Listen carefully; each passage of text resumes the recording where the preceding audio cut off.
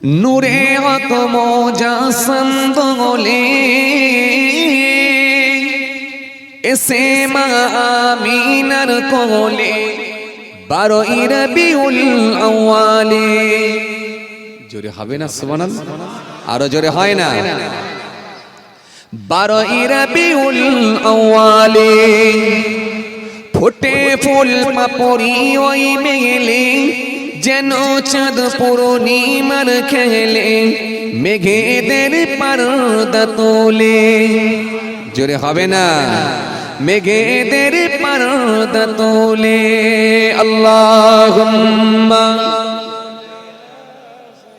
সাইয়্যিদানা ওয়া আলি সাইয়্যিদানা মাওলানা মুহাম্মদ সাল্লাল্লাহু আলাইহি ওয়াসাল্লাম। যে উটনির গুণ দুর্বল ছিল, সে শক্তি আপন দেখে পেল।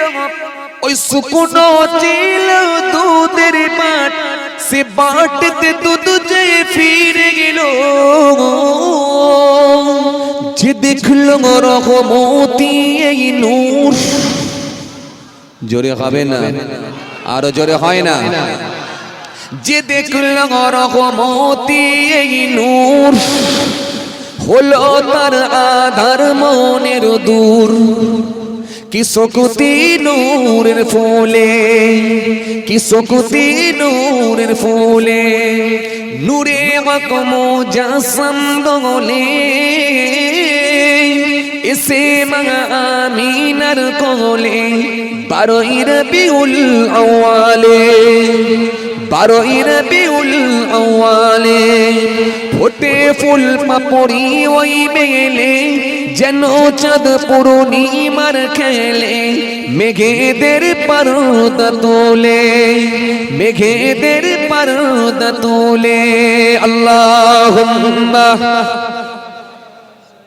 সাইয়্যিদানা মাওলানা ওয়া আলি সাইয়্যিদানা মাওলানা মাশাআল্লাহ। আসেন আপনাদের সামনে আমি কি বোঝাতে চাইছিলাম বাবাজি। তাহলে এই পৃথিবীর জমিনে যদি আপনি আল্লাহর শুকরিয়া আদা করেন, সেই মাবুদই আপনার পেট ভরিয়ে দিতে পারেন। মাবুদের শুকরিয়া আদা করেন। সুদ যেন আপনি খাবেন না। সুদ কখনই হালাল হতে পারে না, হারাম কখনই হালাল হতে পারে না, আর হালাল কখনো হারাম হতে পারে না। এই জন্য আমার নবী সুন্দর করে বলেছেন, লা ইয়াদখুলুল জান্নাতাল হামুন নাবাতা মিনাস সুতি ওয়া কুল্লু লাহাবিন নাবাতা মিনাস সুতি কানাতিন নারু আওলা বি। আল্লাহ নবী সুন্দর করে বললেন, জেনে শুনে যদি এক জাররা পরিমাণ হারাম খাদ্য খেয়ে নেওয়া হয়, আমি নবী বলি ওই শরীরটা কখনো জান্নাতে যাবে না। এই জন্য নামাজ আপনার থাকবে, দাড়ি আপনার থাকবে, জলসা শোনা আপনার হবে, কিন্তু বাড়িতে যদি সুদ ঢুকে থাকে, বাড়িতে যদি মহিলা সমিতি হয়ে থাকে, সুদ ঢুকে থাকে, হারাম খাদ্য যদি ঢুকে থাকে, লটারি যদি ঢুকে থাকে, মনে রাখবেন ওই হারাম খাদ্য যদি ভিতরে চলে যায়, আর রাসূলুল্লাহ জানিয়ে দিয়েছে ওই শরীরটা কোনোদিন জান্নাতে যাবে না। এজন্য আপনাদেরকে আমি কি বলছিলাম, পেটটাকে ছোট করুন। পেট ছোট সমস্যার নাই, পেট যত বড় হবে সমস্যাও কিন্তু তত বাড়বে। এই জন্য আমার আল্লাহ কোরআনে কারীমের মধ্যে বলেছেন, ইয়া আইয়ুহাল্লাযীনা আমানু, হে ঈমানদারগণ, লা তুলহিকুম আমওয়ালুকুম ওয়ালা আওলাদুকুম আন যিকরিল্লাহ ওয়া মান ইয়াফআল যালিকা ফাউলাইকা হুমুল খাসিরুন। আল্লাহ সুন্দর করে বললেন, হে দুনিয়ার মানুষ, তোমরা আমার জিকির থেকে যেন ঘুরে পড়ো না, মুখ যেন ফিরিয়ে নিও না, আমার থেকে যেন তোমরা সরে যেও না। তোমাদের ছেলে মেয়ে, তোমাদের সম্পত্তি, তোমাদের সন্তান আমার জিকির থেকে যেন দূরে না করে দেয়। ওয়ামাইয়া ফাআল যালিকা ফাউলাইকা হুমুল খাসিরুন। আর যদি আমার জিকির থেকে তোমরা গাফিল হয়ে যাও, অবশ্যই অবশ্যই তোমরা ক্ষতিগ্রস্ত হবে।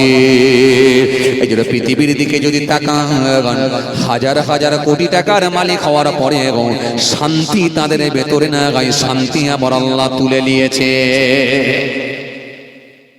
এই জন্য রুজির মালিক আল্লাহ, এই বিশ্বাসটা করেছিল।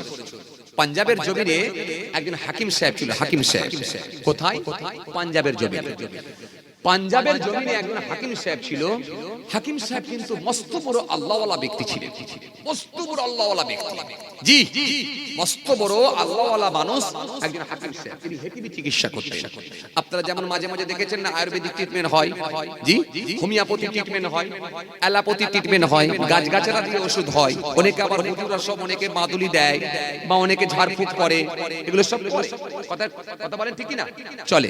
তিনি হেকিমি চিকিৎসা করতেন, পাঞ্জাবের জমিনে ছিলেন একজন হাকিম সাহেব, মস্ত বড় আল্লাহর ওলি, মস্ত বড় আল্লাহওয়ালা ব্যক্তি। কেমন করে তিনি ইনকাম করতে জানেন?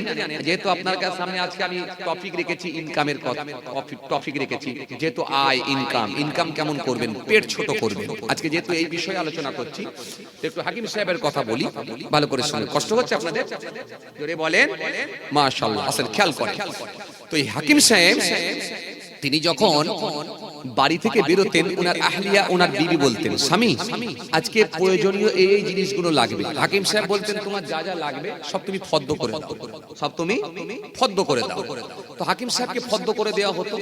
হাকিম সাহেব ওই ফদ্দটা নিয়ে সোজা চেম্বারে চলে যেতেন। চেম্বারে গিয়ে হাকিম সাহেব ওই প্রয়োজনীয় যে সমস্ত সদা বা মালগুলো লিখে দেওয়া হতো, হাকিম সাহেব ওগুলোকে চেম্বারে বসে বসে ওইগুলোর দামগুলোকে সব জুড়তেন, হিসাব করতেন, অঙ্ক কষতেন, হিসাব করতেন, করে দেখে নিতেন যে টোটাল অ্যামাউন্ট কত টাকা, টোটাল অ্যামাউন্টটা কত, টোটাল টাকাটা খরচ আমার কত। বুঝতে পারছেন? টোটাল টাকাটা খরচ আমার কত, ওটা কিন্তু হাকিম সাহেব দেখে নিতেন।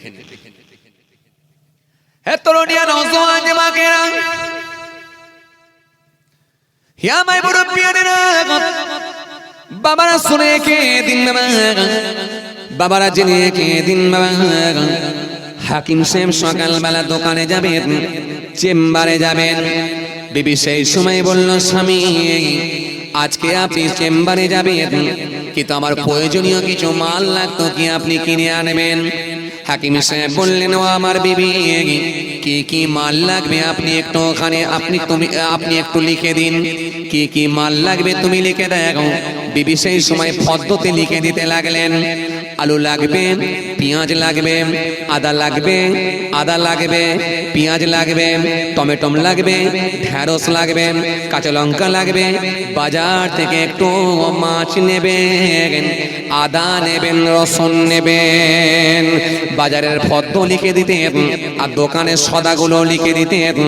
দোকানে আপনি যাবেন, চাল নেবেন, দোকান থেকে আপনি সরষের তেল নেবেন, দোকান থেকে আপনি ডিম নেবেন, হলুদ গুঁড়ো নেবেন, লঙ্কা গুঁড়ো নেবেন।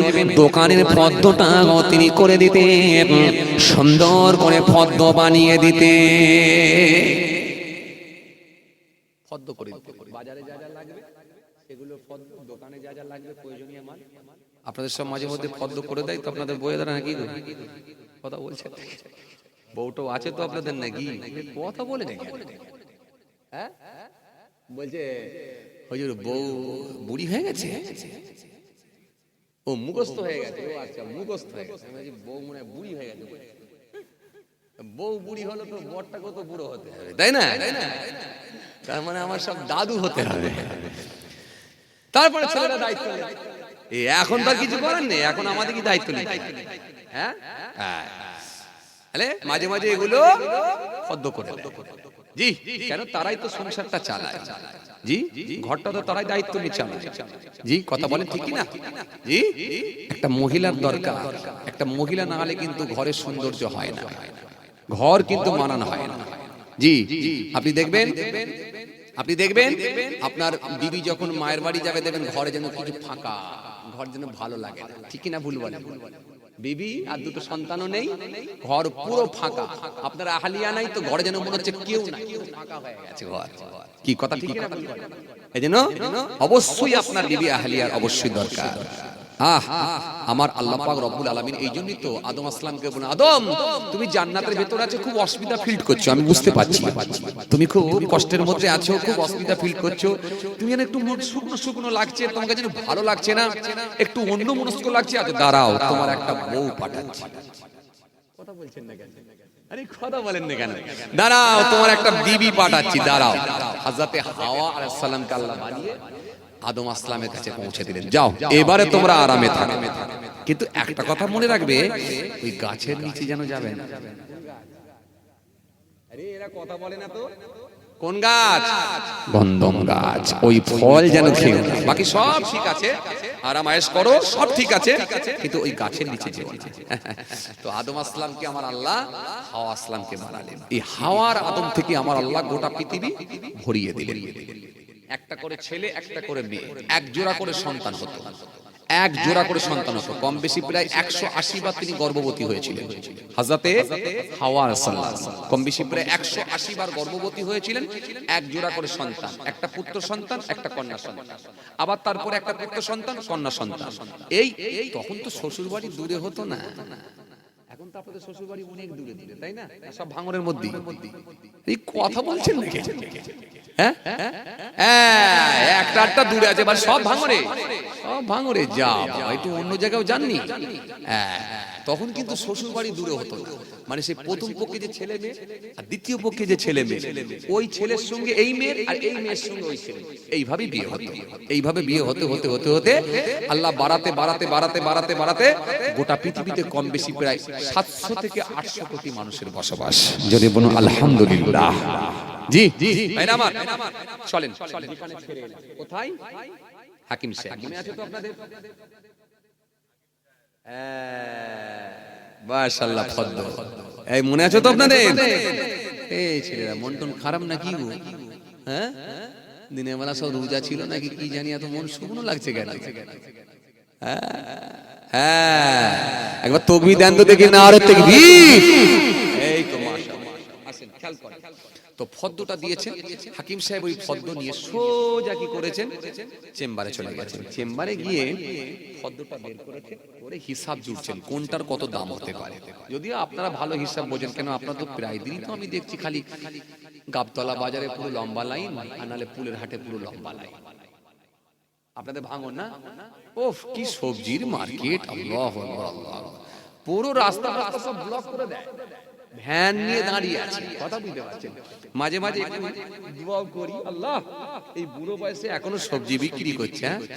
বেশ কিছুদিন আগে আমার মনে পড়ছে, এই সময় মনে পড়ে গেল আর কি, বেশ কিছুদিন আগে তো এইরকম একটা সবজির ভ্যান নিয়ে হাতিশালা মোড়েতে দাঁড়িয়ে আছে এক চাচা। তখন প্রচন্ড ঠান্ডা, এখন তো তুলনামূলক ভাবে একটু ঠান্ডা কমেছে, তুলনামূলক একটু কম, তখন প্রচন্ড ঠান্ডা, একেবারে হাড় কাঁপানো ঠান্ডা নাকি বলে না, একেবারে পুরো হাড় কাঁপিয়ে দিচ্ছে এরকম একটা ঠান্ডা। ওই ঠান্ডাতে দেখি এক বয়স্ক চাচা, দেখি একটা পাতলা একেবারে জামা পরে আর একটা গামছা, ঠিক হুজুরা অনেক সময় যেমন মাথায় পাগড়ি পরে না, পাগড়ির মতো একটা গামছা মাথায় বেঁধেছে, বেঁধে চাচা দেখি চায়ের দোকান থেকে বেরিয়ে এসে এই ভ্যানটাতে স্টার্ট করছে। আল্লাহু আকবার, আর আমি বসে বসে চা খাচ্ছি গাড়ির ভেতরে। আপনাদের এই হাতিশালাতে খুব ভালো ভালো খাবারের দোকান আছে এবং সারা রাত দোকান খোলা থাকে, এবং সবথেকে বড় ব্যাপার হচ্ছে এখানে সব ভালো ভালো মুসলিম দোকান আছে, একটু ইতমিনানের সঙ্গে খাওয়া যায়। কথা বুঝছেন? তো আমি গাড়ির ভেতরে বসে বসে চা খাচ্ছি আর চিন্তা করছি, আল্লাহ এই বয়সের লোক এখনো সবজি বিক্রি করতে যাচ্ছে, নারী সাদা, উফ লোকটা স্ট্রং আছে বেশ। আমি দোয়া করছি, আমার নবী বলেছে আল কাযিবু হাবিবুল্লাহ, নবী হলো আল্লাহর দোস্ত, আল্লাহর বন্ধু। আল্লাহ এই বয়সের লোক সে এখনো সবজি বিক্রি করতে যাচ্ছে, মনে মনে দোয়া করছি। কথা বুঝছেন? আর ওই চাচা দেখছি যে চাঁদা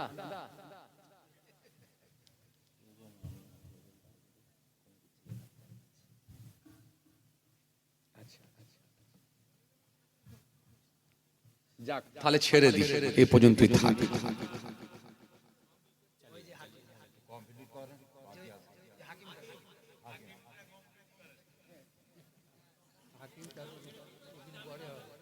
এই রে, আজকে ওয়াজ ছিল কিন্তু টপিক ছিল কিন্তু পেট ছোট করো, মনে করেন? আমি প্রথমেই কিন্তু একটাই টপিক তৈরি করেছি, পেট ছোট করো। পেট ছোট করলে সমস্যা কম। আর আজকে দেখেন আমি যতক্ষণ আলোচনা করছি ওই একটা টপিকের উপরই করছি, কিন্তু কেন আমার এই সিস্টেমই এরকম, আমি যেটা ওই ভূমিকায় এসে যেটা টপিক তৈরি করি ওর উপরই আলোচনা হয়। আর আজকের আলোচনা হচ্ছে পেট ছোটি করো। আর প্রথমে জলসা যেখানে ওয়াজ করলাম সেখানে টপিক ছিল শর্ট কোশ্চেন তাড়াতাড়ি ভর্তি করো।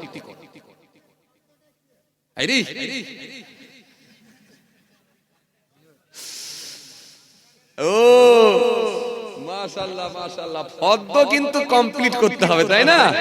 মাস্টার সাহেব ছিলেন আবার উনি, কথা বুঝছেন? কেউ বলবে মাস্টার সাহেব ছিলেন? দেখেন দেখিনি কত সুন্নতি, কত সুন্দর চেহারা, সুন্নতি লেবাস, সুন্নতি দাড়ি। হ্যাঁ, এটাই ব্যাপার, বুঝলে হবে না? জি আসেন, তাহলে একটু শর্ট করে একটু বলে দিই, ছোট করে আসেন। হাকিম সাহেব চেম্বারে গিয়ে ফর্দটা বের করলেন, করে হিসাব জুড়তে লাগলেন যে কোনটার কত দাম হতে পারে। মাছের এত দাম, আলুর এত দাম, পটলের এত দাম, পেঁয়াজের এত দাম, আদা 100 গ্রামে এত দাম, রসুন 100 গ্রামে এত দাম। পুরো ফর্দটা হাকিম সাহেব তিনি বসে বসে সব কিছু দামগুলো জুড়ে দিয়ে হিসাব জুড়ছেন যে কত টাকা হতে পারে। হে তরুণিয়া নওজওয়ান জামাকেরা, ইয়া মাই মুরব্বিয়ানিরা, বাবারা শুনে কে দিন, বাবারা জেনে কে দিন। হাকিম সাহেব পদ্ময় লিখতে গুনতে লাগলেন, হিসাবগুলো জুড়তে লাগলেন। মাছের দাম কত হতে পারে, আলুর দাম কত হতে পারে, পটলের দাম কত হতে পারে, পেঁয়াজের দাম কত হতে পারে, আদার দাম কত হতে পারে, রসুনের দাম কত হতে পারে, পরিমাণগুলো লেখা আছে, দামগুলো কত হতে পারে, একটা একটা করে জুড়লেন। জুড়ে তুমি হিসাবটা বের করে দেখলেন আজকে এত টাকা আমার লাগবে। হাকিম সাহেব দোকানখানা খুলে আল্লাহর নাম নিয়ে বসে আছেন, কিন্তু হাকিম সাহেব যখন একটা একটা করে পেশেন্ট পেলেন, পেশেন্টগুলোর সঙ্গে যখন টাকা নিলেন, যখন ওই সম পরিমাণ টাকা তিনার ইনকাম হয়ে গেল, আয় হয়ে গেল, দোকানের চেম্বারটা বন্ধ করে দিলেন। আর টাকা আর আমার লাগবে না, চেম্বার বন্ধ। মানে হাকিম সাহেব প্রত্যেকদিন যে পরিমাণ টাকা তিনার খরচ হতো সেই পরিমাণ টাকাই কিন্তু তিনি ইনকাম করতেন। যে পরিমাণ ব্যয় সে পরিমাণ আয়। কালকের টাকা কিন্তু আজকে নিয়ে চিন্তা করতেন। কথা বুঝতে পারছেন? এই যে রুজির মালিক আল্লাহ বলেছিলাম, জি আমার আল্লাহ কেমন করে নেয় এটা বোঝানোর জন্য বলছি। আগামী কাল কোথা থেকে ইনকাম হবে ওই চিন্তাটা হাকিম সাহেব করতেন। আজকের খরচ আজকে হোক, আগামী কালকে ভাবা যাবে, সেটা আমার আল্লাহ যেটা করবে সেটাই হবে। এত রোডিয়া নওজওয়ান জামাকেরা, ইয়া মাই মুরব্বিয়ানিরা, বাবারা শুনে কে দিন, বাবারা জেনে কে দিন। খরচও যেমন ইনকামও তেমন, যে পরিমাণ টাকা খরচ হবে সে তুলনায় টাকা ইনকাম তেনাকে করতে হবে, এটাই তিনি জানতেন। হাকিম সাহেব যখন দোকানে ঝাঁপ বন্ধ করতেন, ওই সদাগুলো, ওই সমস্ত মালগুলো কিনে নিয়ে গিয়ে বাড়িতে নিয়ে গিয়ে নিজের বিবির কাছে পৌঁছে দিতেন। এভাবে দিনের পর দিন কেটে যায়। একদিন হাকিম সাহেব সকালবেলা বার হবেন, বিবি বললেন, ও আমার স্বামী, আপনাকে আজকেও কিছু মাল এনে দিতে হবে, প্রয়োজনীয় কিছু মাল লাগবে। হাকিম সাহেব বললেন, যা যা লাগবে তুমি আমাকে সব লিখে দাও, আমি দোকানে গিয়ে চেম্বারে গিয়ে দেখে নেব। বিবি লিখে দিলেন, ফর্দ করে দিলেন, মাছ নেবেন, আলু নেবেন, পটল নেবেন, পেঁয়াজ নেবেন, আদা নেবেন, দোকানে গিয়ে চাল নেবেন, মুড়ি নেবেন, চানাচুর নেবেন, বিস্কুট নেবেন, যাবতীয় প্রয়োজনীয় মালগুলো লিখে দেওয়া হলো। হাকিম সাহেব ওই ফর্দটা নিয়ে সোজা একেবারে চেম্বারে গেলেন। চেম্বারে চলে গেলেন। চেম্বারে গিয়ে যখন দেখলেন সব লেখা আছে, হাকিম সাহেব ওই পদ্মর পাশাপাশিতে একটা একটা করে দামগুলো জুড়তে লাগলেন। কিন্তু হাকিম সাহেব অবাক হয়ে গেলেন, ওই পদ্মর ওপরে লেখা আছে মেয়ের বিয়ে আছে অল্প দিন পরে, মেয়ের বিয়ের যাবতীয় প্রয়োজনীয় মাল সরঞ্জামগুলো সব একটা একটা করে কিনে নেবেন। হাকিম সাহেব সব প্রয়োজনীয় মালগুলো যখন পাশেতে দাম লিখতে লাগলেন, কিন্তু মেয়ের বিয়ের যা যা প্রয়োজন এগুলো কিনবেন যেখানে লেখা আছে ওই জায়গাটায় গিয়ে হাকিম সাহেব থেমে গেলেন। থেমে গিয়ে চিন্তা করে দেখলেন মেয়ের বিয়ের যাবতীয় প্রয়োজনীয় মাল কেনা মানে নিশ্চিত ভাবে এটা অনেক টাকার ব্যাপার। এত টাকা আমি কোথায় পাবো? হাকিম সাহেব বাকি পদ্মের পাশাপাশি দামগুলো সব লিখে নিলেন। ওই প্রয়োজনীয় মাল যেগুলো লেখা ছিল ওর পাশে দামগুলো সব সাজিয়ে নিয়ে কিন্তু মেয়ের বিয়ে যাবতীয় প্রয়োজনীয় মাল কিনুন ওখানে হাকিম সাহেব লিখে দিলেন ওটা আমার আল্লাহ ব্যবস্থা করে দেবে। হাকিম সাহেব চিন্তা করলেন মেয়ের বিয়ের প্রয়োজনীয় মাল কিনতে হলে তো অনেক টাকা, এত সোনা দানা গহনা অলংকার কাপড় চোপড় হেন তেন সাজগোজ, এই খাট পালং আলমারি তো প্রচুর টাকার ব্যাপার, কিন্তু আমি এত টাকা কোথায় পাবো? হাকিম সাহেব চিন্তা করে দেখে ওই জায়গাটা লিখে দিলেন মেয়ের বিয়ে তো এখনো কিছুদিন বাকি আছে, ওই ব্যবস্থাটা আমার আল্লাহ করে দেবে। যাক আজকে প্রয়োজনীয় যেগুলো মাল সেগুলো কিনে নিই। হাকিম সাহেব যখন দামগুলো জুটতে লেগেছেন,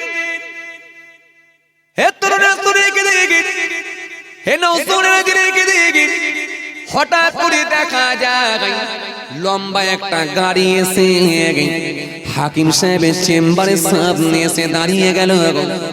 একজন ধনী মানুষ, ধনী লোক, সুন্দর চেহারা নিয়ে তার গাড়ি থেকে নেমে এলেন।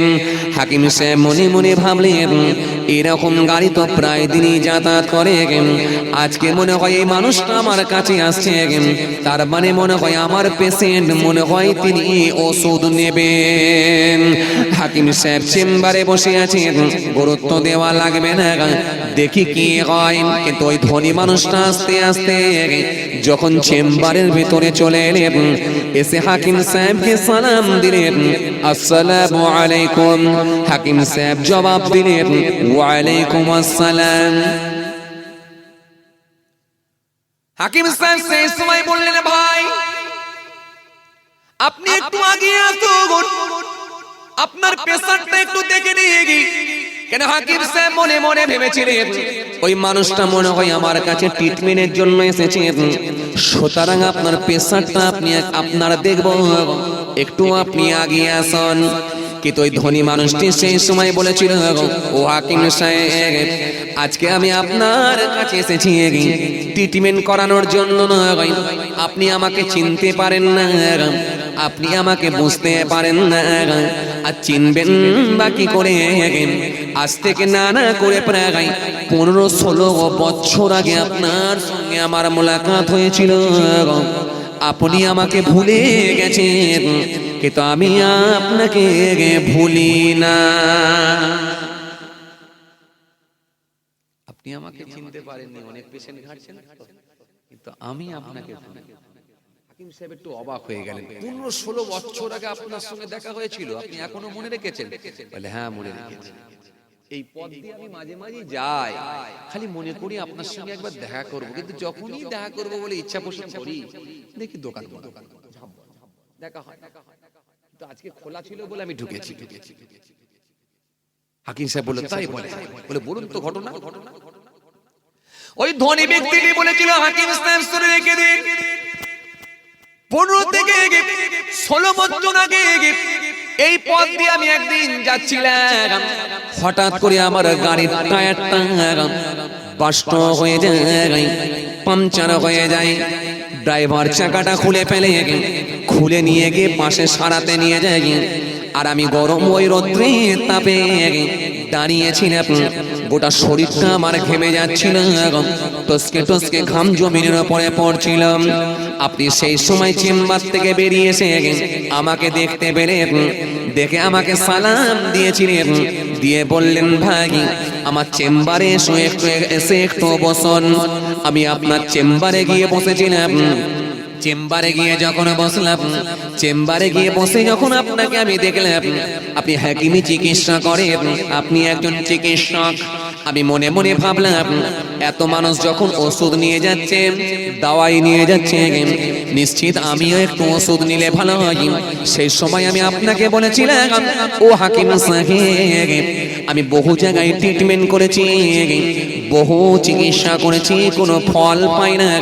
কারণ আমার বহুদিন বিবাহ হয়েছে, আমার বাড়িতে কোনো সন্তান হয় না। আপনি কি এই চিকিৎসা করতে পারবেন? এই ট্রিটমেন্ট কি আপনার কাছে হবে?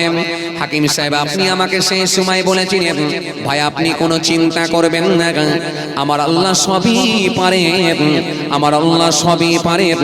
সন্তান দেওয়ার মালিক আমার আল্লাহ, আর কেড়ে নেওয়ার মালিক আল্লাহ। পুত্র সন্তান কন্যা সন্তান দেন আমার আল্লাহ, আর মৃত্যুও দেন আমার আল্লাহ। সুতরাং আপনি চিন্তা করবেন না, টেনশন নেবেন না। আমি হলাম ওসিলা, দেওয়ার মালিক হলেন আমার আল্লাহ। আপনি চিন্তা করবেন, কোনো টেনশন নেবেন না, আল্লাহর উপরে ভরসা করুন। কেন আমার আল্লাহর ওয়াদা আছে, ফাসকুরুনি আসকুরকুম, আমার আল্লাহর ওয়াদা আছে। চিন্তা করবেন, টেনশন নেবেন না, আমার আল্লাহর ওয়াদা আছে। সবকিছুর মালিক আমার আল্লাহ। জি, আমার আল্লাহ যেটা করেন ভালোর জন্যই করেন। লা তাখুযুহু সিনাতুন ওয়ালা নাউম, কিনা তন্দ্রা নাই, ঘুম নাই, আরাম নাই, বিশ্রাম নাই, সব বিষয়ে অবগত সে আল্লাহ। সে আল্লাহ সব বিষয়ে অবগত। আপনি কোনো টেনশন করবেন না, আপনি আল্লাহর উপরে ভরসা করুন। আর আমি যে দাওয়াইগুলো দিচ্ছি, ওষুধ দিচ্ছি, এগুলো বাড়িতে গিয়ে খাওয়া। আপনি একটা খাবেন, এই ওষুধটা খাবেন, আপনার আহলিয়ার জন্য, আপনার স্ত্রীর জন্য দিচ্ছি, তিনাকেও এটা খেতে বলবেন। আর একটা দাওয়াই দিয়েছিলেন, বললেন দুজনই মিক্সড করে খাবেন, এটাকে দিচ্ছি, হাফ হাফ করে ভাগ করে নেবেন, নিয়ে খাবেন।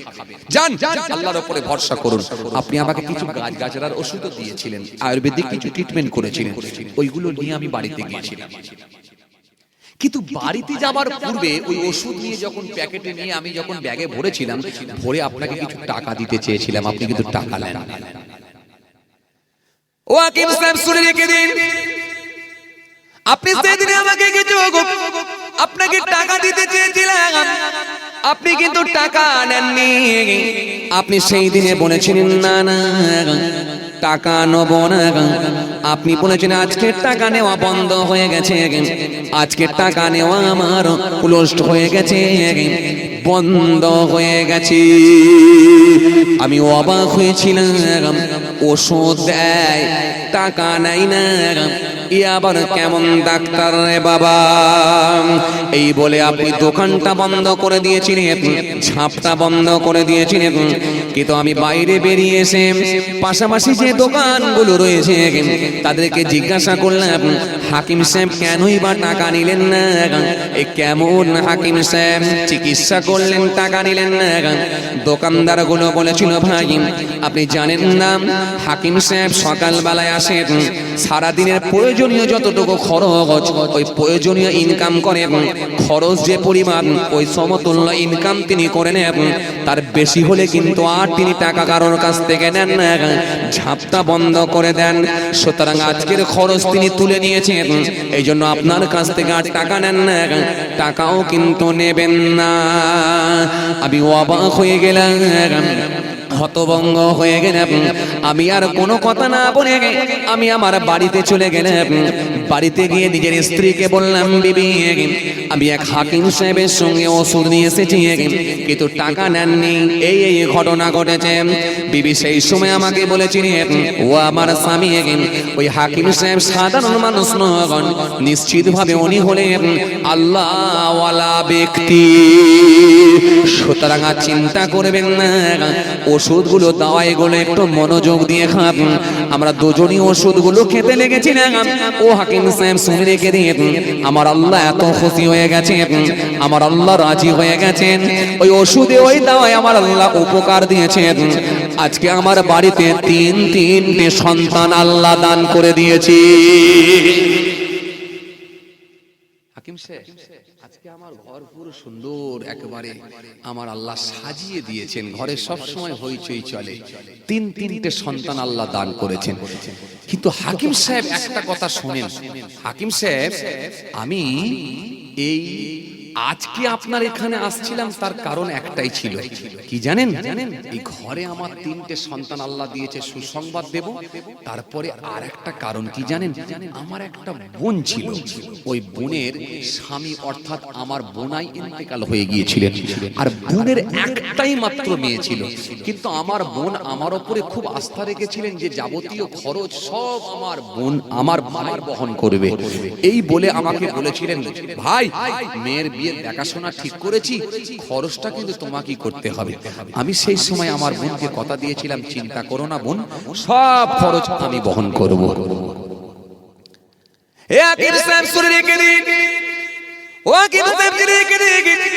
হঠাৎ দেখা যায় আমার ভাগ্নির হঠাৎ করে এক রাতের বেলা জ্বর এসে গেল।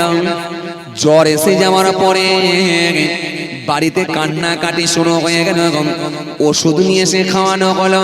ও হাকিম সাহেব শুনে রেখে দিয়ে, আমার ভাগ্নির বিবাহ রেডি হয়ে গিয়েছিল।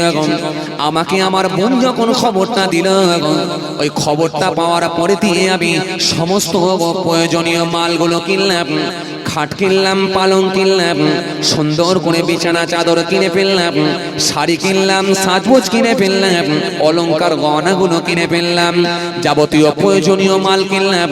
কিন্তু বাড়িতে আমি সব কিছু রেডি করে ফেললাম, সামনে আমার ভাগ্নির বিয়ে।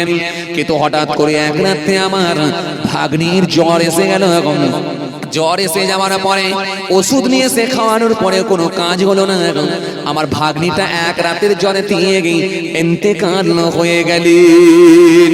যখন আমার ভাগ্নিটা মারা গেল, ইন্তেকাল হয়ে গেল, এই খবরটা যখন আমার কাছে পৌঁছে গেল, আমি সেই সময় কাঁদতে লাগলাম, আমার বাড়ির সবাই কাঁদতে লাগলো। আমার বাড়িতে সবাই আর থাকতে না পেরে আমরা সবাই মিলে বোনের বাড়িতে পৌঁছে গেলাম।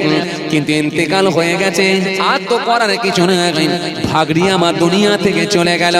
কিন্তু আমি আমার স্ত্রীর সঙ্গে আলোচনা করলাম, এখন এই মালগুলো কি হবে? আমি কিনে ফেলেছি, কি হবে?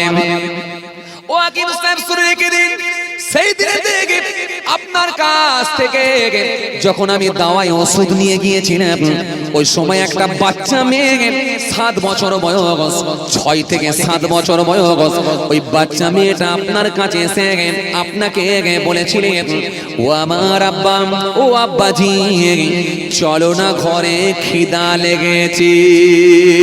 আমি বুঝতে পেরেছিলাম ওই বাচ্চাটা হলো আপনারই মেয়ে। তাই আমি বাড়িতে আমার স্ত্রীর সঙ্গে আলোচনা করলাম, ও আমার বিবি, হয় হাকিম সাহেবের মেয়ের বিয়ের টাইম হয়ে গেছে, নতবা হাকিম সাহেবের মেয়ের বিবাহ হয়ে গেছে। তবে যে মালগুলো আমি কিনে ফেলেছি, এই মালগুলো আর ফেরত দেবো না। যে মালগুলো আমার আছে, এগুলো আমি হাকিম সাহেবের কাছে গিয়ে পৌঁছে দেব। আরো জোরে বলেন, আরো জোরে বলেন। ও হাকিম সাহেব, আজকে আমি সোনা দানা গহনা গাম শাড়ি অলংকার যা ছিল সব নিয়ে এসেছি। এখন আপনি বলুন, আপনার মেয়ের বিবাহ কি ঠিক করেছেন নাকি না আপনার মেয়ের বিয়ে হয়ে গেছে? যদি বিয়ে হয়ে যায়, সব অলংকার যা যাবতীয় মাল সব দিয়ে দেব। আর যদি বিয়ে না হয়ে থাকে, ডেট হয়ে থাকে, তাহলে এই মালগুলো আপনি আপনার মেয়ের জন্য নিয়ে যাবেন, নতুন করে আর কিনতে হবে না। ও হাকিম সাহেব, ও হাকিম সাহেব, না বলবেন না, টাকা নেবেন না আপনি আমি জানি, কিন্তু হাদিয়া নেওয়া তো সুন্নত, এটা কিন্তু না বলবেন না। হাকিম সাহেব, আপনি এবারে বলুন, মেয়ের বিয়ে ঠিক করেছেন না বিয়ে দিয়ে দিয়েছেন? বলেন, খবরটা আমাকে একবার বলেন। যখনই হাকিম সাহেবকে এই কথা বলেছে, হাকিম সাহেব টেবিলের ওপর থেকে ফদ্দটা তুলে ওই ফদ্দর ওপরে একবার খালি যাবতীয় সরঞ্জাম মেয়ের জন্য কিনতে হবে, এই ব্যাপারটা আমার আল্লাহই দায়িত্ব নেবে। ওই লেখাটা পড়ে হাও হাও হাও হাও করে কাঁদতে লাগলেন। ওই ধনী লোকটি বলেছিলেন হাকিম সাহেব কাঁদছেন কেন, কাঁদছেন কেন, কেন কাঁদছেন হাকিম সাহেব, আমি কি কিছু ভুল বললাম নাকি? হাকিম সাহেব বললেন না না না না না না, আমি বুঝতে পেরেছি আমার আল্লাহ কেমন করে মানুষের রোজির দায়িত্ব নিয়ে নেয়। কিছু বুঝতে পারলেন? এই কিছু বুঝে গেল? হ্যাঁ, তাহলে এই ভরসাটা কার উপরে রাখতে হবে যে আল্লাহ একটা পিঁপড়েকেও না খাইয়ে মারে, একটা কাককেও না খাইয়ে মারে, তাহলে কেন আপনি সুদের উপরে ভরসা করবেন? কেন আপনি লটারির টিকিটের উপরে ভরসা করবেন? সেই আসল জায়গায় ফিরে এলাম কিন্তু দেখেন সেই জায়গায় ফিরে এলাম। কেন আপনার কি ভেতরে এখনো পর্যন্ত আল্লাহর ভয় ঢুকবে না? বউটাকে মহিলা সমিতির হেড বানিয়ে দিলেন, আর কবে শিখবে? ফিলিস্তিনের মুসলমানরা তো শেষ হয়ে গেল, মায়ানমার তো শেষ হয়ে গেল, ফিলিস্তিন একেবারে শেষের দিকে পৌঁছে গেল। বর্তমান গোটা পৃথিবীতে তো কম বেশি প্রায় 36টা দেশে যুদ্ধ চলছে, 36টা দেশে কম বেশি প্রায় যুদ্ধ চলছে। তো কদিন এই যুদ্ধ যখনই গড়াতে গড়াতে গড়াতে গড়াতে গড়াতে গড়াতে তৃতীয় বিশ্বযুদ্ধ সংগঠিত হয়, অর্থাৎ মালহামার দিকে যদি পৌঁছে যায়, কায়ামত তো খুব সন্নিকট।